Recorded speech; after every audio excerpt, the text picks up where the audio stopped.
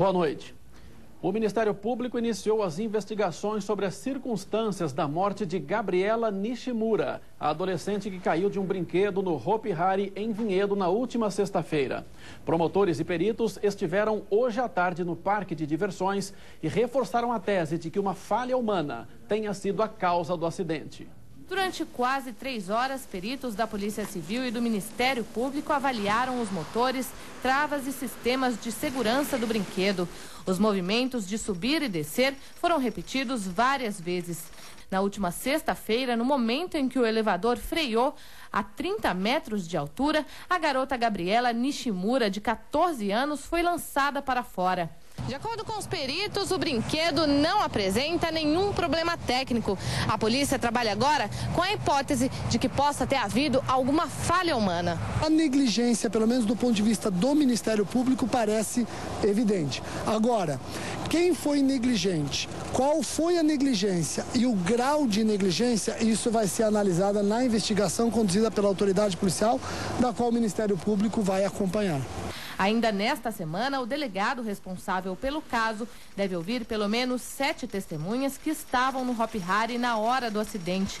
Entre elas, os pais da garota e 3 funcionários que operavam o brinquedo. Não quero adiantar nada, mas assim, já serviu para a gente ter mais ou menos um direcionamento do que ocasionou este acidente.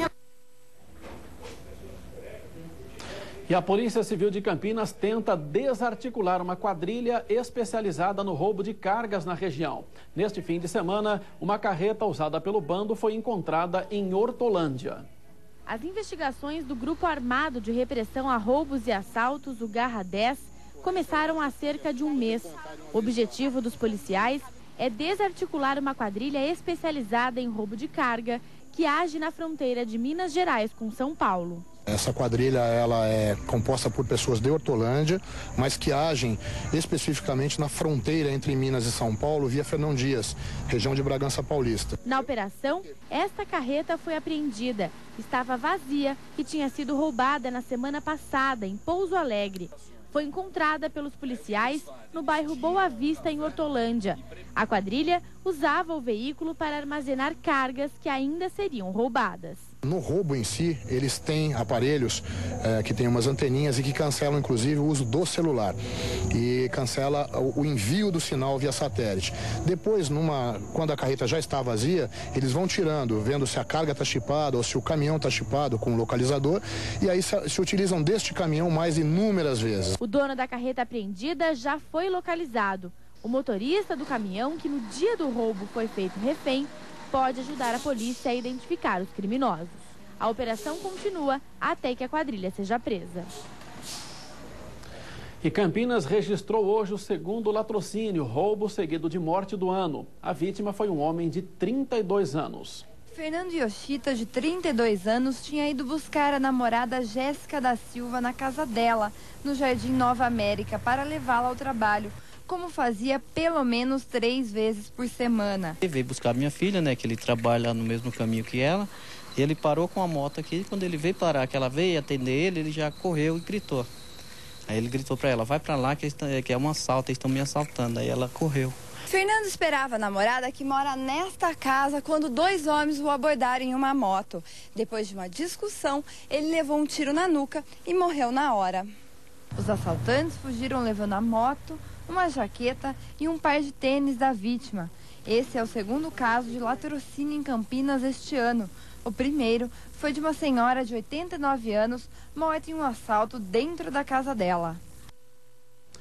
E a Polícia Federal divulgou hoje as imagens de uma apreensão de 10 quilos de cocaína no Aeroporto Internacional de Viracopos, em Campinas. O material foi despachado como encomenda para 2 países. Até agora, ninguém foi preso. 10 quilos de cocaína foram apreendidos no último dia 17 de fevereiro pela Receita Federal. O material estava escondido em 4 latas de leite em pó. Metade da droga iria para a cidade de Middlesex, na Inglaterra, e a outra para Dublin, na Irlanda. E policiais de Campinas prenderam neste domingo 5 integrantes de uma quadrilha internacional de entorpecentes que distribuía drogas para a região de Campinas, Grande São Paulo e Litoral Paulista. Entre os bandidos, 2 irmãos que, segundo as investigações, chefiavam o bando e tinham ligação com o cartel paraguaio. Mais de 6 mil quilos de maconha foram apreendidos na operação. As investigações do setor de inteligência da DISE de Campinas começaram há cerca de 6 meses. O objetivo era desarticular uma das maiores quadrilhas de tráfico de drogas que atuava no estado de São Paulo. As 6,5 toneladas de maconha estavam em uma carvoaria na cidade de Tapecerica da Serra, na Grande São Paulo. Os entorpecentes, já divididos em pacotes e prontos para venda e distribuição, foram encontrados dentro deste caminhão. Para despistar a polícia, a carroceria do veículo estava forrada com carvão. Segundo a polícia, a droga vinha do Paraguai. Entrava no Brasil pelo Mato Grosso do Sul, com destino à região metropolitana de São Paulo. De lá, seguia para Campinas e Litoral Paulista. As rodovias Castelo Branco e Régis Bittencourt eram utilizadas pela quadrilha como rotas de distribuição dos entorpecentes. Como medida preventiva, estes 2 carros faziam o percurso antes do caminhão, para saber onde havia ronda policial. Na mega operação, 5 pessoas foram presas. A carvoaria onde a droga foi encontrada servia de fachada para os trabalhos da organização criminosa. Outros integrantes da quadrilha, que possivelmente fazem a distribuição dos entorpecentes, devem ser presos nos próximos dias. Nós estamos no empenho agora de, primeiro, identificar e, segundo, de prender quem são outras pessoas que teriam ligação com esses indivíduos. Não é porque os cabeças foram presos que outras pessoas também não tiveram participação, ou de menor importância, ou um auxílio. Esses indivíduos, eles podem ser identificados e, se forem identificados, eu vou pedir a prisão deles e vamos prendê-los também. E os 2 irmãos apontados pela polícia como chefes da quadrilha e outros 2 comparsas foram recolhidos no Centro de Detenção Provisória de Hortolândia. Já a mulher dona da carvoaria, que segundo a investigação também fazia parte do bando, está detida na cadeia feminina de Paulínia. E veja em instantes, depois de muita reclamação dos frequentadores, o Bosque dos Jequitibás em Campinas começa a ser revitalizado pela Prefeitura.